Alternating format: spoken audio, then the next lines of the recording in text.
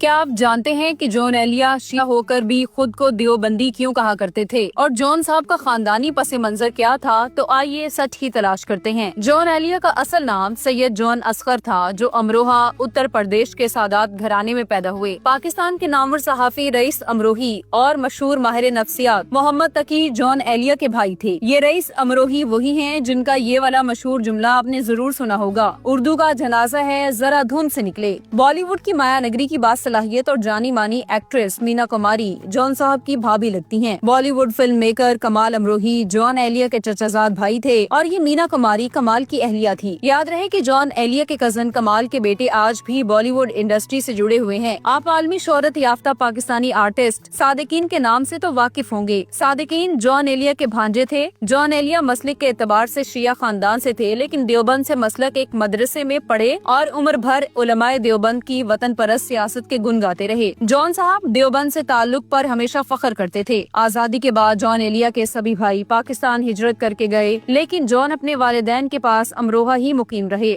والد اور والدہ کے انتقال کے بعد جون ایلیا کو بھی 1956 میں پاکستان آنا پڑا اور وہ زندگی بھر امروہہ کی گلیوں اور ہندوستان کو یاد کرتے رہے۔ ان کا کہنا تھا، پاکستان آ کر میں ہندوستانی ہو گیا ہوں۔